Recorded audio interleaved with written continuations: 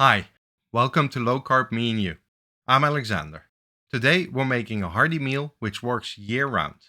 Slow cooked sour beef with mashed oven roasted cauliflower. I have fond childhood memories of having sour beef. As the name suggests, it has a sour element to it, but nicely balanced with some sweetness and a mix of spices to give it a great depth of flavor. And when cooked to perfection, it will just melt in your mouth. As I hadn't had it for a while, I thought it time to recreate this childhood classic. Unfortunately, I had to make some adjustments along the way, as one of the traditional ingredients is Dutch gingerbread, which is carb heavy. But looking at the final result, I think that it's very close to that childhood memory. And for those who haven't had my mom's sour beef, this is going to give you some new good memories. We have quite a list of ingredients for this slow cooked dish, so let's get to it.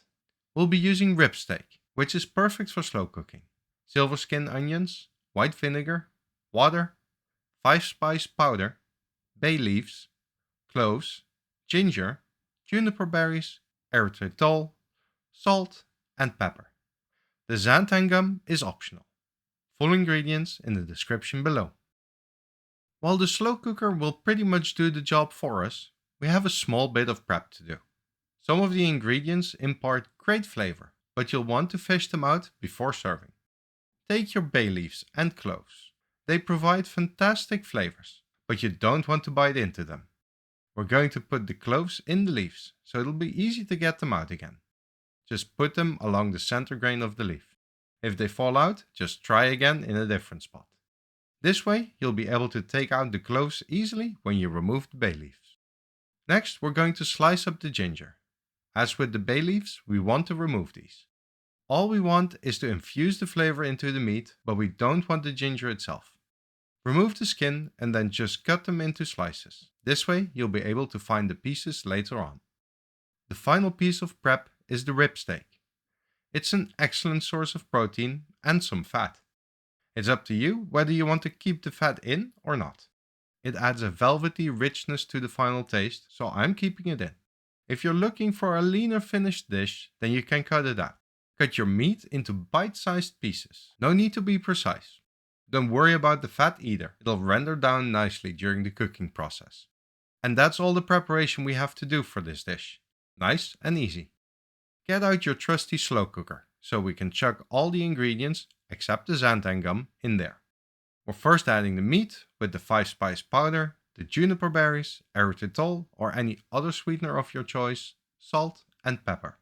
Then also add the ginger and silver skin onion before we add the vinegar and water. We're going to mix this up before we add the bay leaves and cloves, so we have a nice distribution of ingredients for maximum flavor. It also prevents the bay leaves from breaking while you stir. Then add the bay leaves and push them in gently. With all your ingredients in, it should be mostly submerged. During the slow cook process, the meat will release additional moisture, which will eventually submerge all of the ingredients. All you now need to do is slow cook until your desired doneness. I recommend slow cooking for about 6 hours, after which the meat will be very tender and almost falls apart, yet still cohesive enough to be picked up with a fork. If you like a little more chew, then you can slow cook for 4 hours. If you want the meat to come apart by just looking at it, then go for 8 hours or more. Close the lid and let it go for however long you want it to go. Traditionally, we'd have this dish with a batch of French fries or mashed potatoes, both of which are not low carb. Instead, we're making an oven-roasted cauliflower mash. You'll need a cauliflower, cream cheese, a bit of oil, ground sea salt, and pepper. Making this cauliflower mash is as easy as making the sour beef. You can start this about 30 minutes before your beef is ready. Preheat your oven to 200 Celsius or 400 Fahrenheit. We're going to cut the cauliflower into similarly sized pieces, about bite-sized. This is going to help with getting an even cook in the oven. Just cut the florets into 4 to 8 pieces, depending on their size. Transfer your cauliflower to a large bowl, where we're going to prepare it for the oven. Drizzle the oil on top. Then we're going to add the salt and pepper in batches while stirring it all through for an even coating of the cauliflower. The oil is going to help give it a bit of crispy, roasty goodness in the oven. Once you have it all properly mixed, you're ready to cook it. Place all of the cauliflower on an oven tray lined with baking paper. Make sure to spread it all so it's not laying on top of each other. Use multiple trays if you have too big of a batch. Then put it all in the oven for about 10 minutes. Total cook time is going to be 20 minutes, but we want to turn and mix the cauliflower halfway through. You should already see some caramelization and a lot of moisture evaporating. Then cook it for another 10 minutes. With a cook time of 20 minutes, your cauliflower will still have a bit of bite and crunch to it.